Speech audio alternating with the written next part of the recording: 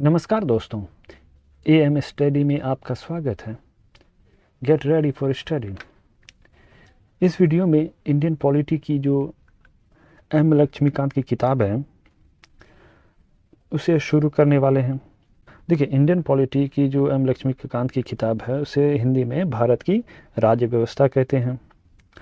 भारत की राज्य व्यवस्था के चैप्टर नंबर 1 में जो ऐतिहासिक पृष्ठभूमि है यानी हिस्टोरिकल बैकग्राउंड को हम लोग आज पढ़ने वाले हैं। देखिए, हिस्टोरिकल बैकग्राउंड को दो तरह से बांटा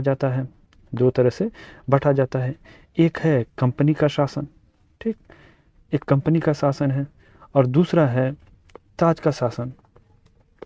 ताज का शासन ताज का शासन है। तो ये दोनों को आगे हम लोग पढ़ेंगे, लेकिन अभी जो पढ़ने वाले हैं वो कंपनी का शासन है। कंपनी का जो शासन है वह 1773 से लेकर 1858 तक का सफ़र है। चलिए देखते हैं आगे इन सफ़र में क्या उतार चढ़ाव मिलता है। आगे देखते हैं। सबसे पहले हम लोग ये जानेंगे कि संविधान किसे कहते हैं। संविधान किसे कहते हैं? देखिए, संविधान किसी देश या संस्था द्वारा निर्धारित किए गए वह नियम है जिसके माध्यम से उस देश या संस्था का सुचारू ढंग से संचालन हो सके। यानी कहने का मतलब है कि संविधान जो होता है एक दस्तावेज होता है जिसमें नियम हो, कानून हो, ताकि वह नियम और कानून के जरिए या किसी देश या संस्था एक सुचारू ढंग से अबाधित तरीके से चलता रहे और डेवलप की गाथा गाता रहे, यानी आगे बढ़ता रहे। तो उसे ही हम लोग किसे क्या कहेंगे? संविधान कहेंगे। किसी भी देश का संविधान उस देश की राजनीतिक व्यवस्था यानी पॉलिटिकल सिस्टम, जुडिशरी सिस्टम यानी न्यायिक व्यवस्था, नागरिकों के हितों की रक्षा करने का एक मूल ढांचा है, यानी बेसिक स्ट्रक्चर होता है, ठीक है, और जिसके माध्यम से वह राष्ट्र का विकास की दिशा का निर्धारण होता है, यानी वो डेवलपमेंट आगे करता है, राइट। तो यानी संविधान के जरिए एक मूल ढांचा होता है संविधान, जो कि वहाँ की पॉलिटिकल सिस्टम कैसा हो, जुडिशियरी सिस्टम कैसा हो, नागरिकों के हितों की रक्षा कैसे की जा सके, तो उन चीज़ों को संविधान में निहित किया जाता है, ठीक है। जो आगे हम लोग पढ़ेंगे वह है ऐतिहासिक पृष्ठभूमि। ईस्ट इंडिया कंपनी भारत में व्यापार करने के लिए आए और महारानी एलिजाबेथ प्रथम के चार्टर द्वारा ईस्ट इंडिया कंपनी को भारत में व्यापार करने के लिए अनुमति दे दी, और कंपनी का कार्य अब तक सिर्फ व्यापार ही तक सीमित था। लेकिन 1764 में बक्सर का युद्ध हुआ। ओके, बक्सर के युद्ध में अंग्रेज जीत गए और इसी के उपरांत 1765 में इलाहाबाद की संधि हुई, और इलाहाबाद में दो संधियां हुई, एक मुगल शासक शाह आलम द्वितीय के साथ और दूसरा अवध के नवाब के साथ। मुगल बादशाह शाह आलम द्वितीय के साथ जो संधियां हुई वह दीवानी और राजस्व के मामले में हुई। दीवानी और राजस्व का जो अधिकार अंग्रेज़ों को दे दिया गया, जिसमें बंगाल, बिहार और उड़ीसा के जो दीवानी और राजस्व मामले थे वह अंग्रेज़ों का एकाधिकार हो गया, जिसके तहत भारत में अंग्रेज़ों की क्षेत्रीय शक्ति बनने की जो प्रक्रिया है वह शुरू हो गई। 1858 में सिपाही विद्रोह के बाद ब्रिटिश ताज यानी क्राउन ने भारत के शासन को प्रत्यक्ष अपने हाथों में ले लिया, यानी डायरेक्ट जो रूल था वो किसके हाथों चला गया? डायरेक्ट ब्रिटिश ताज के अंतर्गत चला गया, जो कि 1858 से पहले किसके हाथों में था? वह था कंपनी के हाथों में। क्राउन का जो ताज है वो 15 अगस्त 1947 तक चलता रहा, ठीक है। अब जानते हैं कि 15 अगस्त 1947 को भारत की स्वतंत्रता प्राप्ति हो गई थी, राइट। और जो संविधान की जो सोच था वो सबसे पहले जो संविधान के बारे में सोचा कि भारत का एक अपना संविधान होना चाहिए, उनका नाम था एम एन रॉय। एमन रॉय ने अपना एक सुझाव दिया था कि भारत का एक संविधान होना चाहिए, और यह सुझाव कब दिया गया था? 1934 में दिया गया था। ठीक है, और इसी को अमल में लाने के उद्देश्य से 1946 में एक संविधान सभा का गठन किया गया, और क्या हुआ कि 26 जनवरी 1950 को संविधान अस्तित्व में आ गया।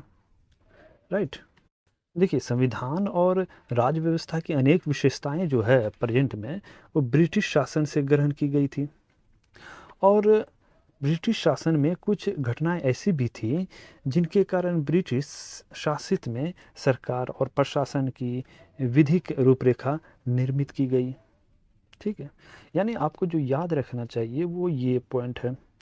यानी 1934 में 1934 में एम एन रॉय ने, जो एक भारत में साम्यवाद आंदोलन के प्रणेता थे, उनके सुझाव में भारत का एक संविधान का निर्माण होना चाहिए। यानी एक किसने सुझाव दिया था, किसके विचार था? तो वो उनका नाम था एम एन रॉय। राइट, चलिए आगे देखते हैं। देखिए, अभी हम जो पढ़ने वाले हैं वह कंपनी का रूल है। कंपनी का रूल है।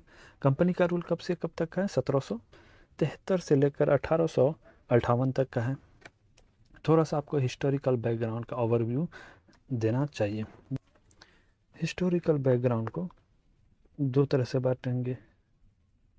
ठीक है, कौन से बांटेंगे देखते हैं, बताते हैं। एक है कंपनी रूल।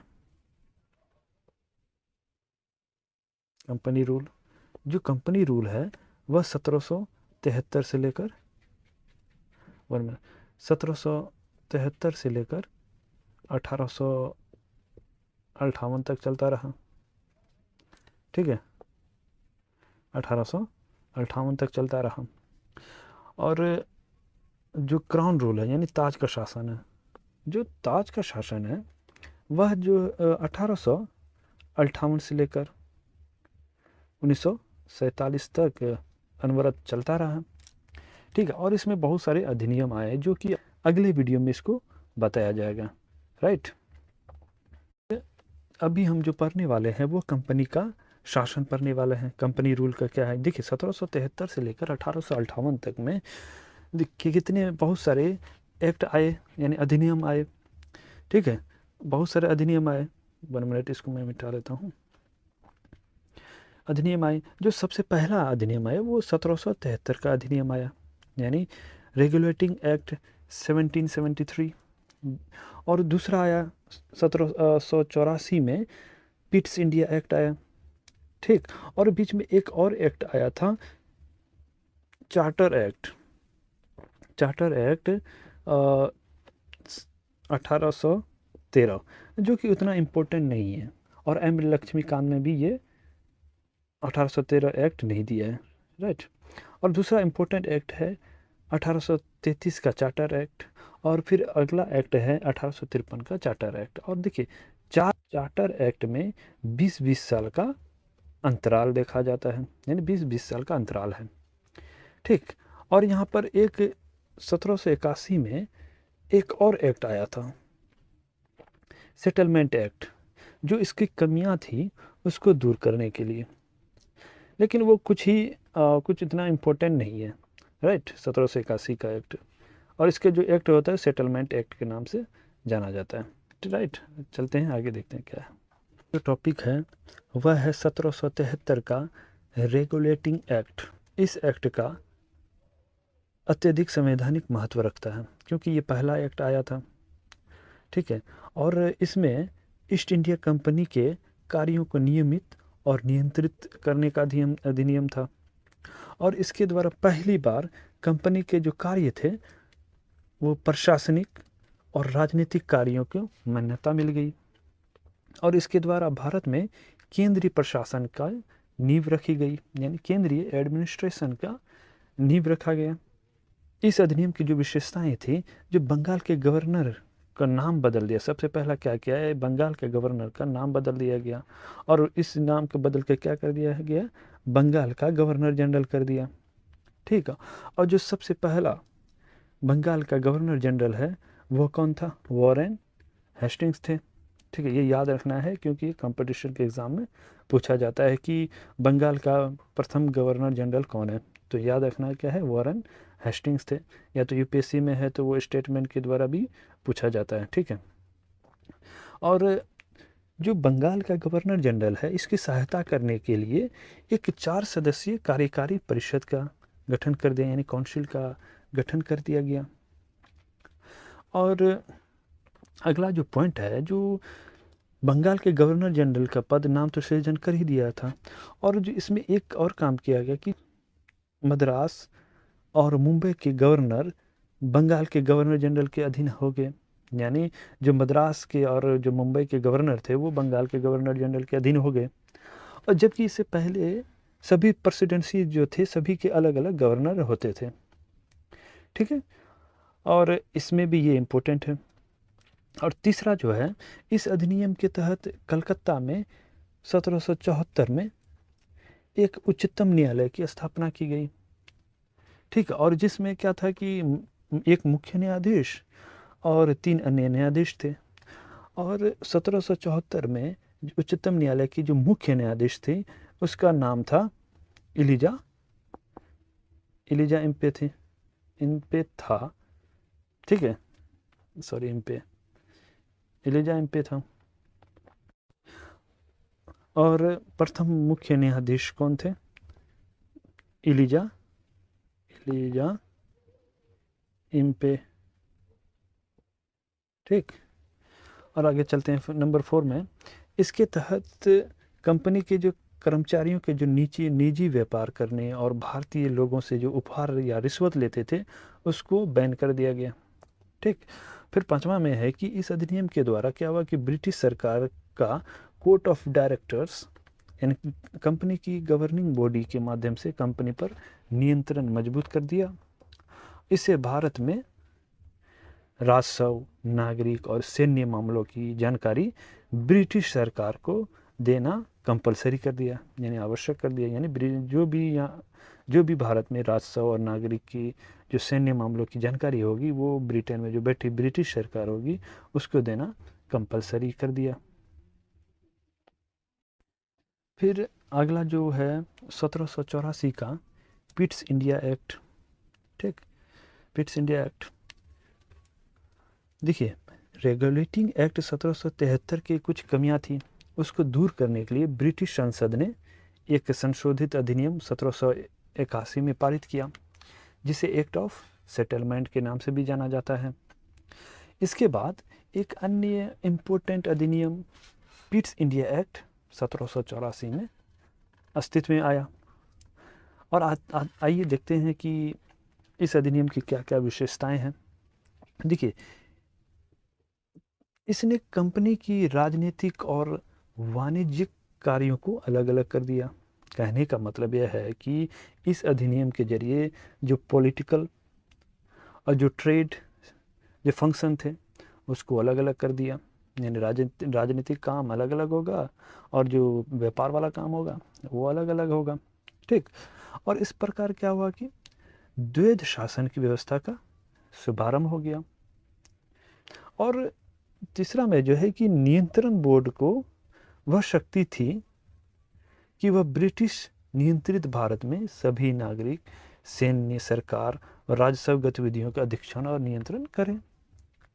भारत में कंपनी के अधीन क्षेत्र को पहली बार ब्रिटिश आधिपत्य क्षेत्र कहा गया। ब्रिटिश सरकार को भारत में कंपनी के कार्यों और उसके प्रशासन को पूर्ण नियंत्रण प्रदान किया गया। ठीक है, और अगला जो टॉपिक है 1833 का चार्टर अधिनियम। ठीक, चार्टर अधिनियम में जो ब्रिटिश भारत के जो केंद्रीयकरण की दिशा में यह अधिनियम निर्णायक कदम था। और इस अधिनियम की कुछ विशेषताएं ये है कि इसने बंगाल के गवर्नर जनरल को भारत का गवर्नर जनरल नाम बना दिया। यानी जो देख रहे हैं ये पावर सिक्वेंसिंग रूम से बढ़ रहा है। पहले था बंगाल का गवर्नर था, उसके बाद क्या नाम आ गया, बंगाल के गवर्नर जनरल कर दिया गया। फिर उसके बाद क्या कर दिया, भारत का गवर्नर जनरल। ठीक है, जिसमें सभी नागरिक और सैन्य शक्तियाँ निहित थी, यानी इनके पास सभी प्रकार के नागरिक शक्ति और सैन्य शक्तियाँ निहित थी। ठीक, और इस प्रकार क्या हुआ कि जो इस अधिनियम ने पहली बार एक ऐसी सरकार का निर्माण किया जिसका ब्रिटिश कब्जे वाले संपूर्ण भारतीय क्षेत्र पर पूर्ण नियंत्रण था। ठीक है, यानी कंप्लीट नियंत्रण था, यानी ब्रिटिश कब्जे वाले जितने भी क्षेत्र थे उस पर कंप्लीट नियंत्रण कर लिया था इस अधिनियम के तहत। ठीक है, और जो भारत का पहला गवर्नर जनरल है उसका नाम था लॉर्ड विलियम बेंटिंग। ठीक है, यानी बेंटिंग थे, तो इनका नाम याद रखना है। ओके, और अगले चलते हैं। तो इसने मद्रास, मुंबई के गवर्नरों को इस अधिनियम के तहत मद्रास और मुंबई के गवर्नरों को विधायिका संबंधी शक्तियाँ वंचित कर दी गई, यानी वहाँ के जो गवर्नर थे उसके विधायिका संबंधी कुछ शक्तियाँ थी उसको वंचित कर दिया। भारत के गवर्नर जनरल को एक पूरे ब्रिटिश भारत में विधायिका को असीमित अधिकार प्रदान कर दिया।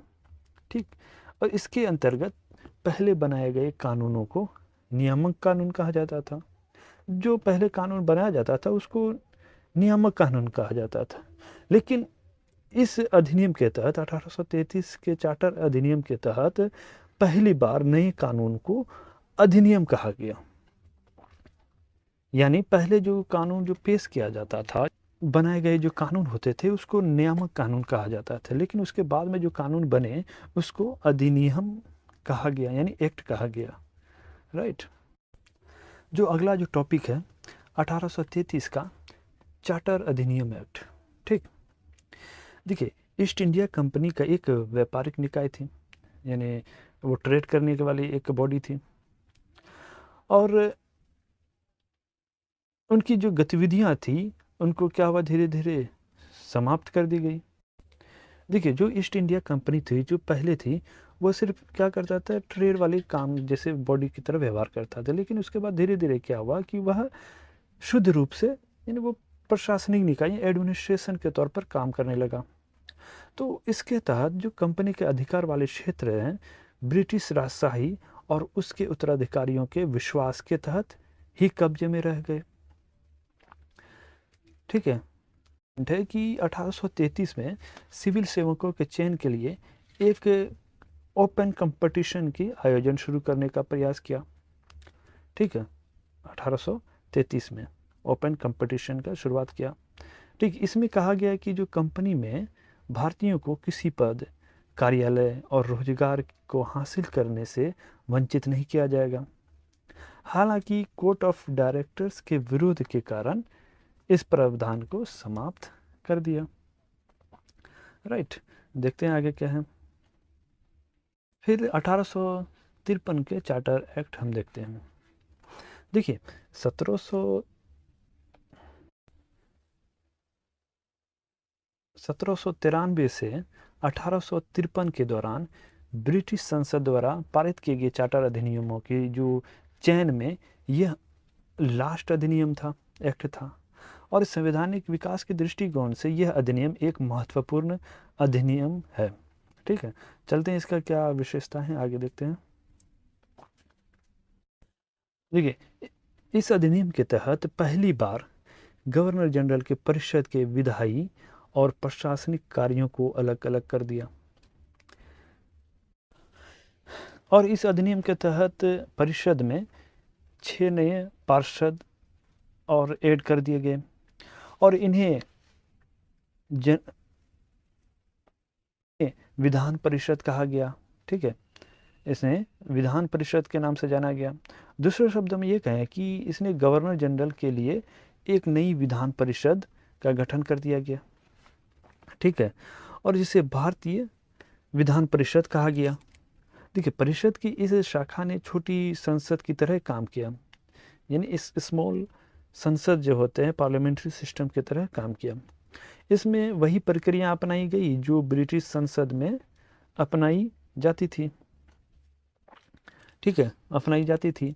और इस प्रकार विधायिका को पहली बार सरकार के विशेष कार्य के रूप में जाना गया, जिसके लिए विशेष मशीनरी और प्रक्रियाओं की ज़रूरत थी। ठीक है, और इसने क्या हुआ कि इस अधिनियम के तहत सिविल सेवकों की भर्ती और चयन के लिए खुली प्रतियोगिता व्यवस्था का शुभारंभ कर दिया। और इस प्रकार विशिष्ट सिविल सेवा भारतीय नागरिकों के लिए भी खोल दिया गया। और इसके लिए 1854 में भारतीय सिविल सेवा का संबंध में मैकाले समिति की नियुक्ति भी की गई।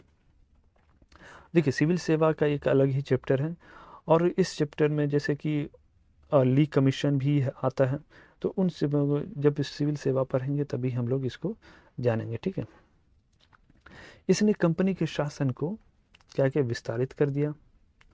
भारतीय क्षेत्र को इंग्लैंड राजशाही के विश्वास के तहत कब्जे में रखने का अधिकार मिल गया, लेकिन पूर्व अधिनियमों के विपरीत इसमें किसी निश्चित समय का निर्धारण नहीं किया गया। इससे साफ था कि संसद द्वारा कंपनी का शासन किसी भी समय समाप्त किया जा सकता था।